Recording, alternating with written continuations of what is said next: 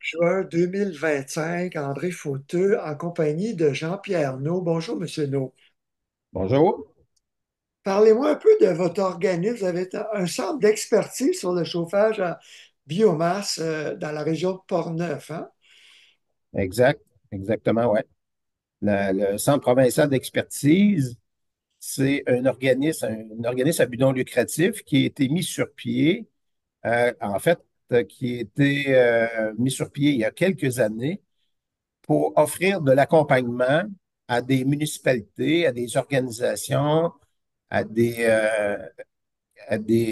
groupes qui veulent développer la filière bioénergie sur le territoire du Québec. Donc, nous, on offre un service d'accompagnement, mais le centre d'expertise, c'est aussi un centre de démonstration avec des équipements en opération, un équipement de 300 kilowatts de puissance qui peut chauffer, on va dire, 25 maisons. Puis l'équipement a été monté spécialement en Scandinavie pour le centre d'expertise. Ça a été développé spécialement ici pour ça, pour la recherche et le développement, peu aussi pour les formations d'opération de calibration de chaudière. Au centre d'expertise, on a aussi un entrepôt, un dôme pour produire le combustible. On a l'équipement pour la production du combustible, l'entreposage et le séchage. Les équipements ici sont tous montés pour développer la chaîne de valeur au complet à partir d'une biomasse résiduelle locale qui est disponible. Il y a quand même des millions de tonnes de biomasse au Québec qui sont disponibles. Là, on en gaspille énormément. On sait qu'il faut se débarrasser du mazout. Là, on nous dit ben, chauffer au gaz en période de pointe pour baisser la pointe d'Hydro-Québec. Mais vous m'écriviez cette semaine, évidemment, on sait que très peu de gens ont accès au réseau de gaz métro. Puis même, est-ce que c'est la meilleure chose? On peut, du point de vue environnement et même santé, il y a des fuites de gaz, hein? Puis les gazoducs et tout ça aussi. Pourquoi est-ce qu'il n'y a pas plus de granules qui sont utilisés? J'ai déjà écrit, moi, sur une petite chaudière résidentielle. Des gens, on sait que même dans les villes, il y a plein de gens qui chauffent à l'eau chaude, au gaz ou au mazout. Pourquoi est-ce qu'on ne mettrait pas ça aux granules? Et on me répond, entre autres, qu'on peut juste acheter en sac les granules. Il n'y a pas encore de livreurs de granules pour remplir des silos comme on a partout en Europe. En fait, oui, c'est un peu vrai. Ce qui arrive, c'est qu'il y a il y a des entreprises, quelques entreprises qui sont en mesure de livrer du granule avec des équipements, on va dire, soufflés. Dans le OK? Grand Montréal, puis à Québec, par exemple, puis Gatineau. Ben, c'est ça. C'est là qui est un peu le problème. C'est qu'éventuellement, moi, je vais appeler ça des stations-service de distribution de combustible biomasse. Présentement, il y en a très peu au Québec. Donc, puis là, ben, il y en a très peu parce qu'il n'y a pas de marché. OK? On est un peu dans la même situation qu'il y a peut-être 100 ans et même un peu plus, lorsqu'il a commencé à avoir des voitures. Ben, s'il n'y avait pas de station-service d'essence dans le village, on n'achetait pas une voiture, on gardait son cheval. Oui, mais là, on veut que ça soit livré à la maison comme le mazout. Puis les gens, les livreurs de mazout qui vont perdre leur job, qu'est-ce qu'ils vont faire? Je sais que la Coupe fédérée s'est intéressée à la livraison de granules. À un moment donné, ça n'a pas fonctionné, justement. Oui, c'est ça, exactement. Donc, le marché n'est pas encore là. Puis les coûts de l'énergie au Québec, que ce soit de l'électricité ou même le mazout, ben, c'est pas comme en Europe, mais pas du tout encore au Québec là, et au Canada. Donc, c'est là qu'est la difficulté parce que moi, je dis à l'occasion, il faut se rappeler que les gens sont pas plus verts que 20 $ là. Donc, le- leur poche va tout le temps être en priorité. OK? Ouais. Donc, puis il y a aussi toute la confusion associée aussi à vous allez polluer, vous coupez les forêts, vous allez produire des particules fines, etc., etc. Et Donc, commençons par répondre à ça, justement. Un, le combustible, il est abondant, il est énorme, il pourrit même dans les forêts. Il y a plein de bois qui pourrit qu'on n'utilise pas.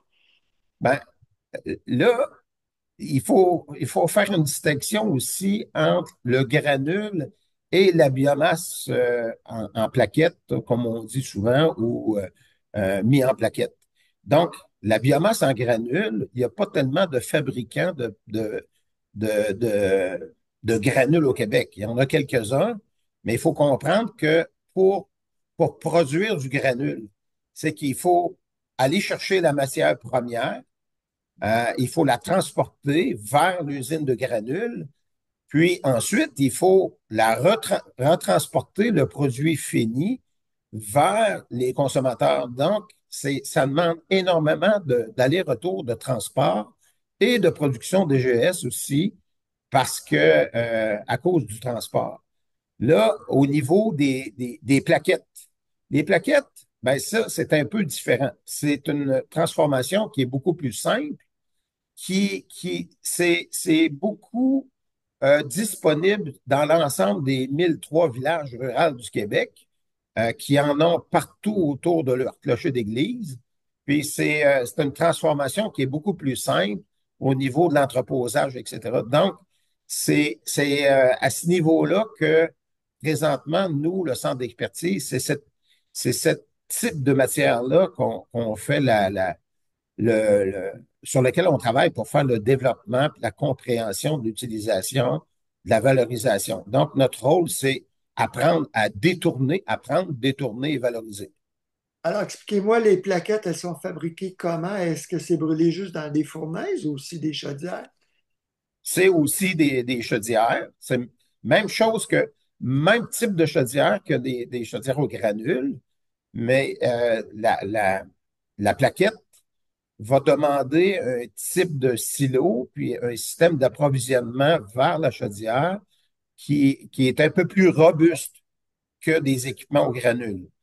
Puis nous, le rôle du centre d'expertise, on n'est pas dans la petite, les petites chaudières, si on veut, qui, qui sont pour le domiciliaire cas par cas. On est beaucoup plus dans des projets. On accompagne présentement une petite entreprise qui a comme objectif de développer, de mettre sur pied un développement domiciliaire qui serait tout chauffé par la biomasse locale, plaquette locale. Donc, c'est une transformation qui est beaucoup plus simple, qui coûte beaucoup moins cher que le granule. Ah ouais. Puis, donc, on les fabrique comment, les plaquettes? Les plaquettes, en fait, ça peut être fait à partir de bois qui est trop petit, qui n'est pas, qu'on ne peut pas envoyer au sciage. Donc, ces essences de bois-là, qui sont trop petits, ben, peuvent s'en aller, peuvent être transformées en plaquettes pour produire du chauffage local. Il y C'est a quoi? aussi, Des branches de 2-3 pouces, par exemple? ben, ça peut être des tiges, lorsqu'on coupe à 5-6 pouces, un exemple, ben, la partie du haut de l'arbre a été branchée quand même, puis finalement, ben, elle n'est pas utilisée, elle est laissée sur les parterres de coupe et ou elle est sortie puis est mise sur les bords de route. Donc, c'est de la matière qui est abandonnée. Mais finalement, nous, c'est pas beaucoup ce genre de matière-là qu'on valorise. C'est surtout, ça peut être de l'élagage local, ça peut être aussi des résidus d'usines qui sont dans le domaine de la transformation. Donc, ici, j'ai, par exemple, une entreprise qui produit des poteaux de tournage de bois, qui fait du tournage de bois. Donc, eux ont de la matière sec. Tout le bois, tous ces poteaux-là qui sont déclassés, ils en ont quand même un camion par semaine de déclassés. Donc, ces matières-là, présentement, sont transportées sur des grandes distances et ou sont dirigées à l'enfouissement. Donc, nous, ben, c'est toujours circuit court. Comment on peut détourner, OK? Puis valoriser ça localement, ces matières-là, en énergie. Donc, dans nos deux villages locaux ici, on a 3 000 tonnes de disponibles par année. Puis, il y a 10 ans, on a installé une petite chaufferie de village à Saint-Gilbert qui chauffe l'église, le presbytère et l'hôtel de ville. Dans ce village-là, on utilise 85 tonnes par année du 3 000 tonnes. Je comprends pas, 3 000 tonnes, c'est On a 3 000 tonnes de biomasse, de résidus oui, de disponible, oui. disponibles localement dans le village. Puis, on a installé une chaufferie qui utilise 85 tonnes du 3 000 tonnes. Pour l'église presbytère et hôtel de ville. Oui, Saint-Gilbert, pour aller voir ça. Donc, c'est impressionnant. Souvent, c'est que finalement, la matière première est là autour des clochers d'église, mais elle est gaspillée. OK? C'est des circuits courts, c'est de l'économie circulaire, mur à mur, là. Ça se compare en termes de coût, comment par rapport à ce qu'ils faisaient avant? Est-ce que c'était de l'eau chaude chauffée au mazout? En fait, tous ces bâtiments-là que l'Église presbytère Hôtel de Ville, c'est des bâtiments qui étaient déjà tous chauffés avec des réseaux à l'eau chaude par une chaudière à l'huile, C'est ça. au mazout.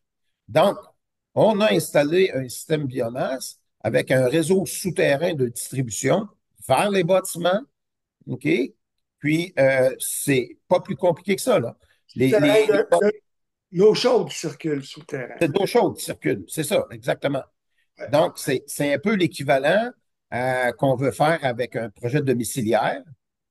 Puis je veux juste, avant d'arriver au projet domiciliaire, les gens doivent comprendre que maintenant, Québec interdit d'installer des nouveaux systèmes au chauffage au mazout et de remplacer ou des réparations majeures des systèmes existants. Donc, il y en a plein qui vont passer au propane ou à l'électricité. Mais ici, on a une occasion. Dites-moi, en termes de coût d'équipement et de combustible, combien ça coûte pour ces trois bâtiments-là par rapport à autrefois? Ou si on avait installé une nouvelle chaudière au propane, je ne sais pas. Bon, c'est sûr qu'une chaudière au propane, c'est simple, c'est pas compliqué, puis c'est pas très dispendieux. OK? Mais là, à Saint-Gilbert, l'année dernière, si les trois bâtiments auraient été au mazout, ça leur aurait coûté 47 000 de mazout pour l'année. Les autres, ils coupent le facture de moitié au niveau énergétique. Mais là, ce qui est important de savoir, De c'est que moitié avec la biomasse, on coupe de moitié? ouais, eux, c'est coupé de moitié. Donc, chaque cas est différent. C'est sûr et certain que c'est le coût du transport. Si la biomasse est disponible localement, ça réduit les coûts. Ouais. Si on utilise à l'occasion, il y a des entreprises, nous, qui nous offrent de nous payer pour prendre leur matière. Ben oui, je OK? comprends. Mais dites-moi, si c'était au propane, est-ce qu'il aurait coupé de plus de moitié les coûts de chauffage? Ah, ça, je pourrais pas vous dire. Moi, je sais qu'au mazout, ça a été calculé avec le mazout. Le propane, ben, probablement que ça pourrait être C'est pas, entre la moitié et le trois quarts, je pense. c'est pas donné. Ça sera encore moins cher avec le propane? Ça sera encore moins cher avec la biomasse. Avec la biomasse, c'est ça. Oui, C'est moins cher que le oui, propane. oui. Et propane qui pollue à produire et livrer, c'est ça.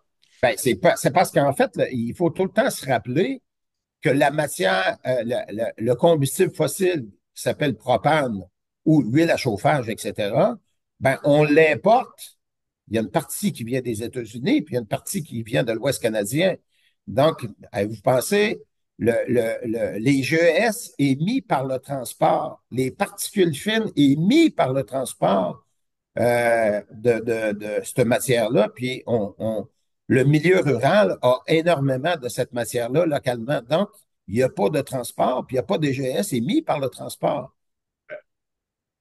Ben, non, c'est super important. Puis comme je disais, il y a des fuites, il y a plein d'impacts Exact. environnementaux, économiques de dépendre de tout ce qui est énergie Ouais. fossile. Mais même autour des grands centres, je veux dire, sur la rive nord, la rive sud de Montréal, il y en a plein de biomasse aussi. Il y en a bien plein de biomasse, puis surtout aussi, il y a beaucoup de biomasse de CRD. Oui, Ouais, c'est ça. En fait, construction. de déconstruction. Donc, c'est pareil, il y a des milliers de tonnes de bois de déconstruction présentement qui sont disponibles. En fait, il y a trois catégories de bois de déconstruction, Q1, Q2, Q3. Q1, c'est du bois qui est propre, qu'il n'y a pas de peinture ou de contaminant. Puis, Donc, c'est de la matière première qui pourrait être valorisée facilement en énergie. puis on fait quoi avec ça aujourd'hui? On l'enfouit, on le brûle? Euh, il y a des, un exemple, ça peut aller dans des cimenteries. OK? Donc, lorsqu'on est dans des chaudières à biomasse de 3 mégawatts et plus, il y a des permis spéciaux parce que c'est des très grosses chaudières à biomasse, 3 mégawatts et plus. C'est des chaudières qui ont des chambres de combustion très grandes qui vont permettre un taux de séjour des gaz de plus d'une seconde et demie dans la chambre de combustion. Donc, eux ont des permis spéciaux pour pouvoir brûler ce type de combustible-là. Mais Mais est-ce qu'il y a de ce combustible-là qui est gaspillé, qui pourrait chauffer des bâtiments publics ou privés? c'est ça exactement. Donc, si vous faites une petite recherche, vous allez voir qu'il y a quand même beaucoup de ces types de combustibles-là qui présentement au Québec sont enfouis. OK? Ça s'en va directement à l'enfouissement.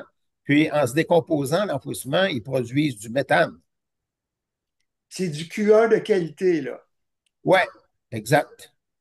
Donc, il y a des grandes préoccupations présentement parce que les sites d'enfouissement sont en train de se remplir tranquillement avec du combustible qui pourrait être détourné. Donc, notre rôle au centre d'expertise, c'est vraiment tout cet accompagnement-là dans le. Nous, notre rôle, là, en fait, là, pour bien comprendre, c'est passer du il faut le faire à comment il faut le faire. Mais moi, je veux savoir ce qu'un programme gouvernemental, pourquoi est-ce que Québec ne dit pas on va aller récupérer cette matière-là qui est gaspillée, puis on va chauffer pas mal plus propre quand même euh, au niveau climatique et les particules sont très très faibles. On sait qu'un poêle au granule, ça en bat d'un gramme à l'heure. Ouais, c'est ça. Mais ici, c'est que il y a on est au démarrage de toute cette filière-là, biomasse, au Québec. On n'est pas familier. Votre centre a été créé en 2008? Non, pas du tout. Le centre a été inauguré le 12 décembre 2024. Oh mon Dieu, c'est tout nouveau. Oui, OK. OK. Donc, le centre, c'est un outil collectif québécois pour apprendre toutes les façons de faire pour réduire notre dépendance au pétrole. Puis aussi, prendre une ressource de proximité pour libérer de l'électricité qui pourrait être vendue à l'extérieur, là. Tu sais, en fait, là, c'est comme un exemple, il y a des territoires qui enfouissent énormément de biomasse, puis ils ont une église qui chauffe au mazout, puis à quelques kilomètres d'église, on enfouit de la biomasse. Puis dans le village voisin, on chauffe l'église à l'électricité, puis on enfouit de la biomasse à côté de l'église, puis on manque d'électricité. Donc, la bonne énergie à la bonne place. Si, un exemple, 1000 villages libèrent 1000 kilowatts d'électricité en utilisant sa biomasse par village, ben, vous pensez on arrive pratiquement à puissance de Manic 5? Incroyable. Mais là, vous avez eu combien de subventions de quel gouvernement?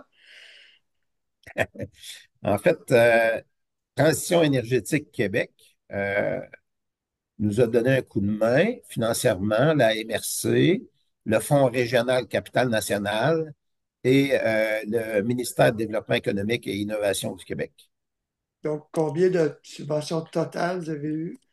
Euh, En fait, de mémoire, je pense que c'est 2 400 000 non remboursables et Desjardins, j'ai inclus Desjardins pour 469 000. C'est pour ça que le Centre provincial d'expertise porte le nom de Desjardins. Oui, j'ai vu. Mais le 2,4 millions, est-ce que c'est pour 5 ans, renouvelable? Non, c'est pour Démarrage. euh, la construction, la mise en œuvre, les équipements, lever le projet, structurer les formations, faire de l'accompagnement. Là, présentement, on est à mettre en place l'équivalent du centre d'expertise, du centre provincial, dans 4 régions du Québec. Parce que notre rôle ici, c'est l'apprentissage, le comment faire pour réussir, pour pas se tromper, mais c'est la décentralisation de la connaissance. Donc, vous allez construire 3 autres centres dans d'autres régions? Quatre. 4 autres. Quatre autres, oui. Quelle région? Ben, en fait, on a, c'est pas sûr que ça va se construire, mais on accompagne présentement la région de l'Outaouais, OK. Matawini, Ah oui? euh, l'Abitibi-Ouest et l'entrée de la baie de James, Matagami, etc., et Bas-Saint-Laurent. OK. Ouais, Puis là, l'hôpital, c'est à Amqui, c'est le Bas-Saint-Laurent, où il y a un hôpital chauffé déjà au granule. ouais, c'est ça, exactement. Eux, c'est chauffé avec de la plaquette locale. La plaquette locale. Puis ils n'ont pas eu des problèmes? Oui, ils ont eu des problèmes. C'est ça aussi qui, présentement, a retardé beaucoup, a mis les freins à plusieurs projets parce il y a eu des problèmes au niveau de l'approvisionnement, la qualité du combustible, les formations qui n'étaient pas là. OK? Donc, notre rôle ici, c'est l'accompagnement de A à Z pour réussir ton projet. Quel- Qu'est-ce que ça prend comme condition pour réussir? Puis l'autre chose, c'est que présentement, il y avait aucun endroit où il y a des formations d'opération, calibration je te dirais, biomasse au Québec. OK, c'est ce que vous offrez? C'est ce qu'on offre. Donc, on a une série de formations à la carte, euh, très, très diverses, là. Puis aussi, on offre un accompagnement au départ qui s'appelle Biomasse 101. Lorsque les gens ont de l'intérêt, on fait Biomasse 101 en vidéoconférence. Ça dure environ 2 heures. Là, les gens apprennent qu'est-ce qu'il faut faire, mais surtout, qu'est-ce qu'il faut pas faire. Ouais. Est-ce que vous êtes en contact avec la CMMTQ pour donner ces formations-là? En fait, bonne question. Euh, je suis présentement en train de préparer une conférence que je vais donner au CMMTQ en septembre. Bon, merveilleux. La comparaison des mécaniciens en tuyauterie, donc c'est les gens Oui, qui installent, réparent les systèmes au mazout, justement. ben, c'est ça, exactement. Donc, présentement, au Québec, contrairement à l'Europe, il y a un grand vide au niveau de l'expertise, de la connaissance, que ce soit au niveau de l'installation, l'opération, calibration de chaudière à biomasse. Puis là, ça fait en sorte que des compagnies, des assureurs sont très frileux d'assurer Ah ben, ce genre d'équipement-là. Donc, ce qui s'en vient, c'est que les assureurs vont probablement exiger, OK, une formation au centre d'expertise, d'opération calibration pour assurer c'est un no- système. c'est normal. Mais c'est ça, on a combien d'années de retard sur l'Europe? Oh mon Dieu. Ici, en Europe, ça fait 30-35 ans. Moi, on travaille beaucoup avec les Finlandais, donc ça fait 30-35 ans. Puis ici, on peut dire qu'on a commencé il y a une dizaine d'années, mais sur le bout des pieds tranquillement. Ça va pas vite, là. Non, c'est ça. C'est, c'est, c'est vraiment tranquille. Puis là, ben, c'est parce qu'il y a aussi toute l'insécurité, les projets qui ont pas bien été. Donc, ça laisse un arrière-goût. Ça vaut rien, c'est pas bon, etc., etc. Mais c'est comme d'autres choses, là. C'est que, Mais la Cité verte à Québec, qui ont des chaudières ouais, allemandes, Viessmann, est-ce que ça ouais. fonctionne bien, eux, leur projet? Moi, j'ai pas d'écho concernant la Cité verte, mais Bon, la Cité verte, c'est certain que eux, à l'époque, ça fait déjà peut-être une quinzaine d'années, pour moi, ouais. en tout cas, je pense. Mais il faut comprendre que on a opté pour la granule parce que, premièrement, il n'y avait pas de production de biomasse en plaquettes dans la région. Donc, il y avait seulement de la granule de disponible, puis c'était beaucoup plus simple parce que le combustible granule, il est normé. Puis le combustible plaquette au Québec, il n'est pas normé. Donc, en Europe, le combustible plaquette est normé. Donc, c'est toujours la même grosseur, le taux d'humidité, etc. Donc, les chaudières fabriquées en Europe sont toutes conçues en fonction d'un combustible qui est normé. Oui, c'est ce qu'il faut. Donc, vous allez est-ce qu'on développe une norme au Canada, au Québec pour ça? Ben, nous, notre rôle, c'est justement à apprendre aux gens lorsqu'ils font le choix d'une chaudière, c'est quoi le combustible qui va dans ta chaudière? Parce que finalement, si je m'achète une auto, ben, il y a des autos qui roulent seulement avec du super sans plomb. C'est un peu la même chose avec des chaudières à biomasse, là. Donc, les gens connaissent peu ou mal. Donc, chaque chaudière va prendre un type de combustible qui lui est propre. Moi, je vais l'appeler, mais je vous recommande de parler à Claude Routhier, Routhier, président de Poly Tradition Énergie Incorporée à Québec. C'est lui qui a fait la Cité verte. OK? Son site polytraditionénergie.com, sans accent, 418-663-2788. Parce que moi, c'est comme j'ai une auto électrique, je ne comprends pas les gens qui roulent encore à l'essence. Et puis, j'ai tellement écrit sur les aspects santé et pollution environnementale des combustibles et tout ça que pour moi, c'est, vous savez, je suis tombé dans une maison écologique comme Obélix en 89. Fait que ça fait des années que je dis ces choses-là, ça en vient, mais ça vient pas vite, les amis. Comme vous dites, Non, on regarde le portefeuille, mais là, tu peux pas remplacer ta fournaise ou ta chaudière au mazout, et puis tout le monde s'en va augmenter la demande de pointe d'Hydro-Québec. C'est fou, là. On s'en va dans le mur parce qu'Hydro-Québec a plus de surplus, là. Ils ont de la misère à exporter, là. Ils ont des gros contrats avec l'Estonia, puis ils ne savaient pas s'ils allaient pouvoir exporter, je pense, l'hiver passé. Et on parle de pénurie, là, d'ici quelques hivers. Sentez-vous un sentiment d'urgence au gouvernement?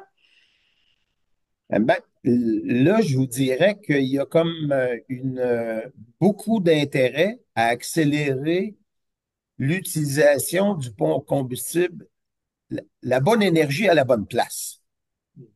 OK? Puis ça, c'est une phrase qu'on dit souvent. Et c'est que finalement, si il faut se rappeler là, que, premièrement, lorsqu'on parle de construire un barrage hydroélectrique, c'est en milieu rural qu'on va le construire.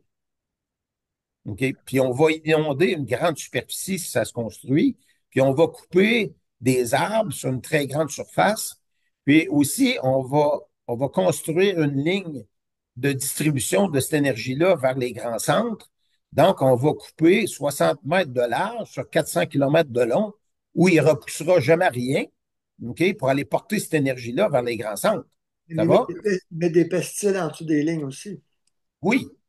Donc, si on parle d'éoliennes, ben, on n'en veut pas autour des villes, mais par contre, on va les installer où il va y avoir le moins de contraintes au niveau de l'acceptation sociale. On va installer ça sur la côte nord ou en Gaspésie. On va couper des lignes, encore une fois, de 60 mètres de large, 400 kilomètres de long pour aller porter cette énergie-là vers les grands centres. OK? Donc, je vous rappelle que, il y a un tableau que je vous ai fait parvenir qui présente le tonnage disponible dans chaque région du Québec de la biomasse, euh, de la biomasse résiduelle qui est donc non valorisée. Ça, quand on parle de biomasse résiduelle, là, c'est même pas aller chercher du bois sur les parterres de coupe, là. C'est pas ça, là. C'est ce qui est déjà dirigé vers les sites d'enfouissement. C'est ce qui est disponible des résidus d'usine, etc. Donc, il y a un petit tableau là, que je vous ai mis. Il y a une tonne de biomasse. Ça remplace 340 litres de mazout. Et ça veut dire qu'un voyage de bois qui s'en va à l'enfouissement, c'est environ 1360 litres d'huile à chauffage que ça l'équivaut. Et vous pensez que combien on a de ces tonnages-là partout dans les régions du Québec? Donc, c'est majeur. En Europe, on ne gaspille jamais un petit bout de bois qui pourrait servir à produire de l'énergie. C'est pour ça que là-bas, ils ont des réseaux de chauffage, OK, qui chauffent des villes au complet. Ouais. J'ai trouvé votre tableau, je vais le montrer à l'écran parce que c'est quand même impressionnant tout ce qu'on gaspille, en effet. Ouais. Puis ça, c'est disponible dans les régions du Québec, là. Exactement. Donc, ça, c'est un travail qui a été fait il y a quelques années par, En vers, Italie. en 2021 par WSP, qui est une entreprise d'ingénierie. Puis c'était commandé par le gouvernement du Québec pour avoir le portrait de la biomasse qui est disponible partout dans les régions du Québec, la biomasse résiduelle. Donc, dans le sud du Québec, Mauricie, Saguenay, Outaouais, hein, c'est là que ça va bouger, selon vous? Ben, je vous dirais que là, ça commence à bouger un peu partout, mais, mais c'est timide. Les gens ont besoin d'être sécurisés. Sécurisés au niveau de l'acceptation sociale, parce qu'il y a beaucoup de confusion associée à l'utilisation de la forêt, à l'utilisation du bois pour produire de l'énergie. Les gens croient qu'on va raser les forêts, donc vous comprenez que c'est pas ça du tout. L'autre chose, c'est que les gens, beaucoup de confusion avec les interdictions souvent de poêle au bois dans les grands centres, particules fines, etc. Donc, on n'est pas du tout dans ces types de technologies-là. Là. Et au Elle centre, permet les poêles EPA, les poêles pardon, certifiés sont encore permis, les poêles certifiés. les poêles certifiés sont encore permis, mais vous comprenez que c'est complexe parce qu'il y a tellement de confusion. Rappelons-nous que les organisations de communication, que ce soit radio, télévision, sont basées dans les grands centres.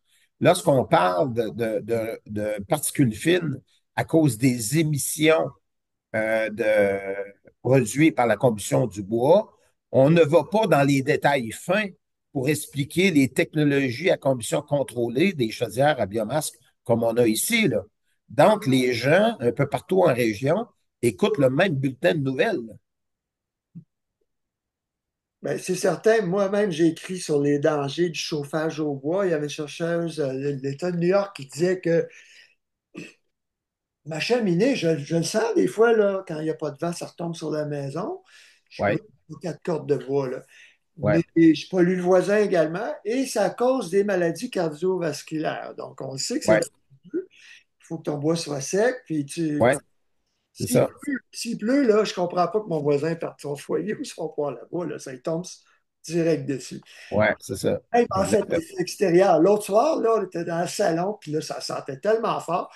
Puis c'était à 400 mètres, il y a une auberge, là, en plus du bruit, il nous envoie la boucane. Ouais, c'est ça, exactement.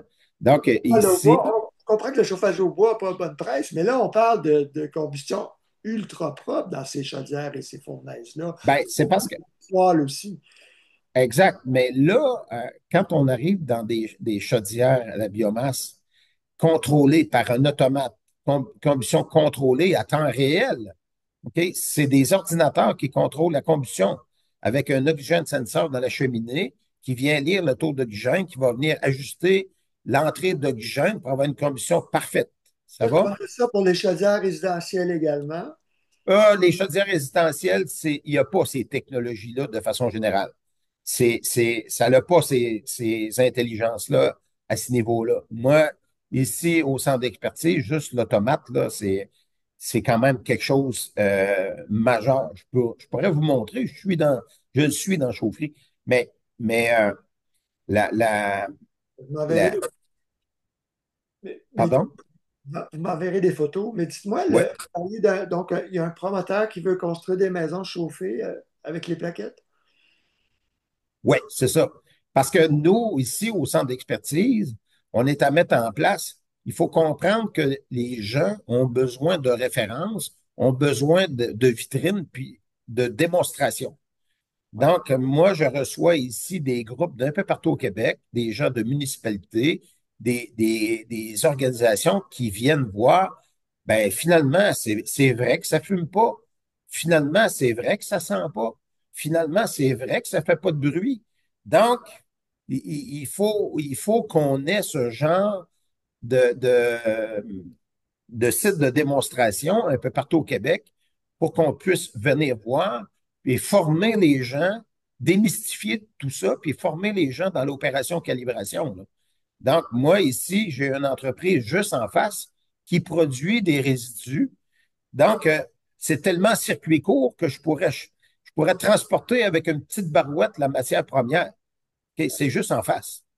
Donc, c'est surprenant, mais puis là, la mise en place de différents sites de démonstration, c'est important parce qu'on veut mettre en place, comme je vous disais, un petit écoquartier qui va avoir ses trottoirs chauffés, ses drivways d'entrée de maison, tout fondant aussi, parce que ça s'adresse à des personnes retraités, OK, qui sont pas encore rendus au point d'aller dans un RPA, mais qui veulent avoir un- on va dire des maisons beaucoup plus petites, pas de casse-tête, pas de déneigement.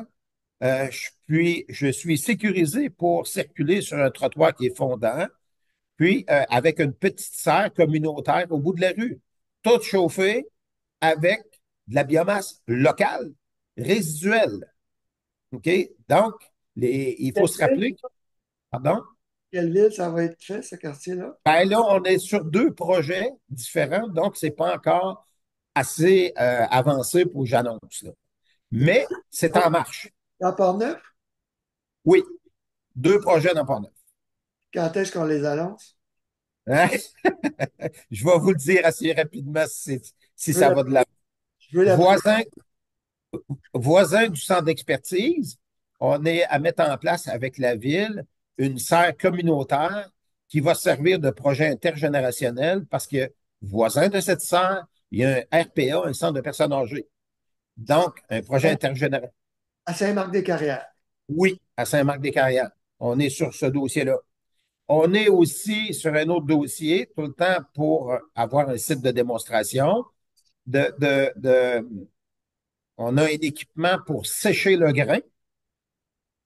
OK? On a une entreprise ici c'est une assez grosse entreprise dans la production de grains qui consomme 3 000 $ de propane par jour du mois d'août au mois de novembre pour sécher le grain. OK? Dans le même village de cette entreprise-là, il y a une entreprise qui,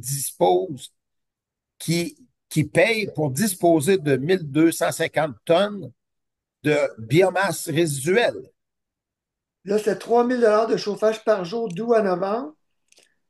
Oui, Puis une autre entreprise qui paye combien pour disposer? ben, ils payent pour le transport pour disposer de 1 250 tonnes. Je sais qu'ils ont 2 250 tonnes de biomasse résiduelle annuellement. Ils sont à 1 kilomètre un de l'autre. Mais ça, là, ces arrimages-là, là, il y en a partout au Québec. Les gens, puis c'est notre rôle de sortir tout ça, de faire les arrimages.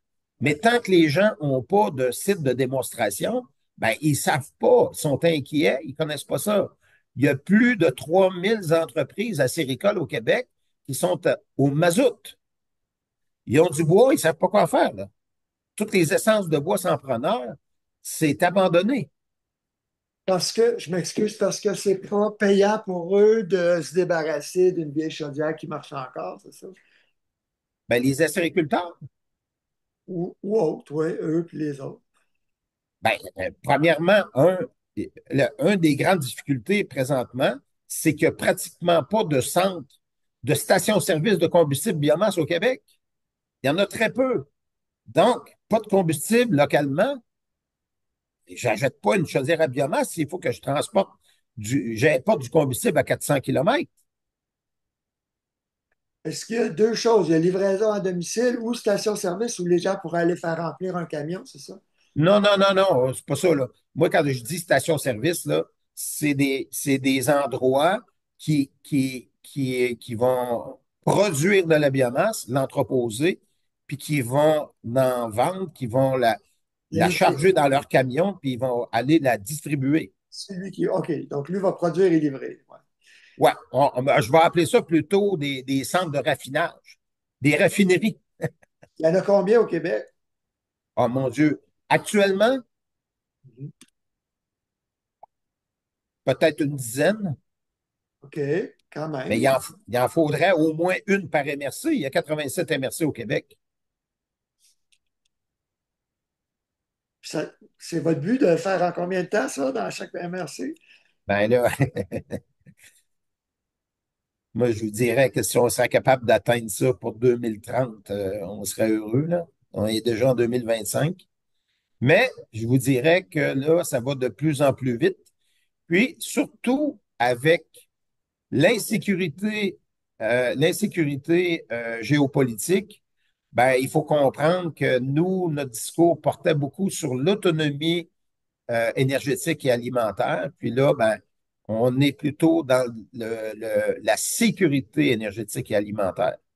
Puis là, important de se rappeler aussi que les réseaux de chaleur, un exemple, les villages qui vont produire leurs légumes en serre avec leur biomasse locale, qui vont chauffer le bâtiment institutionnel, etc.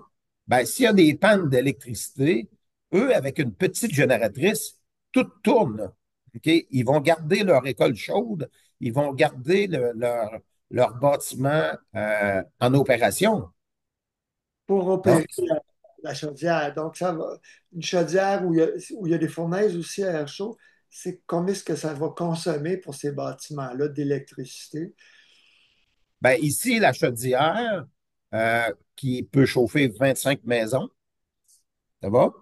Elle a sa puissance nominale, ses besoins d'électricité nominale, c'est 35 kilowatts. 35 OK? watts de puissance 35 kilowatts. Ouais. Mais, 35, mais 35 plaintes électriques pour 25 maisons, c'est pas pire, ça. ouais, c'est ça, exactement. Mais c'est 35 kilowatts total. Juste un Mais finalement, machine qui brûle. là, lorsqu'elle est en fonction, ben, Ça elle consomme pas la. utilise, Ah oui, non, le maximum. Ouais, ouais. non, non, c'est ça, exactement. C'est la capacité maximale. OK. Ouais, c'est ça. Donc, je vous ai parlé d'acériculture, séchage de grains, serre. Je vous ai parlé aussi de développement domiciliaire, les bâtiments institutionnels, là, OK? Donc, en fait, là, tous les secteurs où on a besoin d'énergie, de chaleur, qui sont en mesure de réduire énormément notre importation de matières premières, de pétrole, si on veut, d'énergie fossile, mais de libérer de l'électricité qui va enrichir le Québec. Exactement. Ben ouais, parce que, en fait, avec l'IA qui s'en vient, puis tous les centres de données là, qui vont se mettre en place, là, les besoins en électricité vont être énormes. OK? Hydro veut doubler sa production puis nous endetter jusque-là. Il faut que ça soit payant. C'est ça, exactement. Donc, 1000 villages, je vous l'ai dit tantôt, à 1000 kilowatts, c'est majeur. Puis on va donner un coup de pouce. C'est toutes des professions émergentes pour garder nos jeunes en milieu rural, là. C'est toute la haute technologie C'est qui ça, sont reliées à l'environnement. c'est ça, les régions qui se vident. C'est vraiment important ce que vous faites là comme projet. Ben, c'est ça, exactement. On a beaucoup de communication, d'échanges présentement avec les universités pour mettre en place des formations dédiées l'utilisation, à la combustion de la bioénergie locale, là. Ben, c'est intéressant parce qu'ils vont faire la même chose avec le photovoltaïque et puis ça pourrait s'arrimer peut-être avec les chaudières aussi. Je viens de voir qu'il y a une station de recharge de véhicules électriques en Mauricie, euh, Ouais, c'est Shawinigan, je pense. ouais, Puis c'est là, ça. c'est Bernard Cyr qui était à Hydro-Québec International qui va installer les formations. Il espère lui aussi en photovoltaïque dans toutes les régions. Il y en a déjà une au Cégep de Jonquière, entre autres. Euh, Ouais, des belles ouais. choses qui s'en viennent dans les énergies renouvelables. Ben, c'est ça, exactement. Donc, il faut former des gens qui vont les opérer, qui vont les installer, qui vont comprendre le fonctionnement. Il y a beaucoup d'automatisation contrôle dans ces équipements-là. Donc, on est quand même très en retard par rapport à l'Europe. C'est pour ça que on réinvente pas tout, mais on travaille beaucoup avec eux pour emmener leur connaissance ici et la partager. Puis, c'est la partie vraiment très motivante parce que le centre d'expertise, c'est aussi, ça a tout été monté pour la recherche et le développement. Donc, les équipements sont montés ici On a des projets de déposer, on a un projet de déposer avec l'INRS. On a des discussions qui s'installent aussi, qui se mettent en place avec les universités pour développer des recettes de combustible, puis des types de brûleurs et des types de filtres à particules fines qui vont être en mesure de réduire le transport des matières premières biomasse dans les régions du Québec. Je m'explique. La biomasse de l'Abitibi, c'est pas la même chose souvent que la biomasse de la Gaspésie. Donc, il peut y avoir de la matière agricole en Gaspésie qui pourrait être mélangée avec de la matière forestière qui pourrait être valorisée localement. Donc, circuit court tout le temps. Nous, là, c'est tout le temps ça. Comment on peut valoriser localement, apprendre à valoriser localement tout le temps une matière qui est là disponible. Ben, c'est vraiment important. Écoutez, j'ai vraiment hâte que vous me parliez de vos projets. Je comprends que ça ne va pas commencer dans l'unifamilial, mais là, si on fait des promoteurs, ce que vous dites là, il y a des promoteurs qui veulent faire ça, des Oui, 10, 20, 50 maisons oui, comme ça, oui, là. exactement. Donc, c'est là qu'on est, là, justement. Donc, notre équipe, on a commencé tranquillement, mais déjà, on est rendu 14 dans l'équipe. À temps plein. Ah, c'est tous des gens qui sont à, on dirait, comme travailleurs autonomes, si on veut, qui ont des spécialités, des connaissances. Moi, je supervise l'ensemble, puis je mets j'arrime le bon talent au projet. Donc, moi, je connais tout ce monde-là, puis je sais exactement qui est capable de faire quoi. Oui. Puis vous dites que la recherche avec l'INRS, c'est avec les équipements qui sont dans votre centre, pas dans un labo. Oui, non, c'est ça. Parce que c'est une première. Ici, les équipements qui ont été développés en Europe, en Finlande particulièrement, ont été développés spécialement pour la recherche et le développement et spécialement pour les formations. C'est, c'est très particulier. C'est le seul équipement du genre qu'on m'a dit en Amérique. Ah, oui, bravo. Ah ouais. Ben, Jean-Pierre Naud, c'est super intéressant de vous parler. Je pense qu'on pourrait faire une autre heure, mais ça va être l'heure du midi. Alors, je mets ça sur YouTube et puis Ouais. on garde le contact. Merci beaucoup d'apporter la bonne nouvelle. Puis c'est ça, d'aider les Québécois à prendre vraiment un virage vert à ce niveau-là. Ben, en fait, euh, la bonne énergie à la bonne place, puis aussi, on comprend que l'enjeu est global, mais les solutions sont locales. Les solutions. Nous, c'est pas les méga projets, c'est les 1000 petits projets dans la ruralité, dans des circuits courts, économie circulaire, etc. C'est ça qu'il faut retenir. Donc, on est riche de ce qu'on abandonne, ce qu'on enfouit.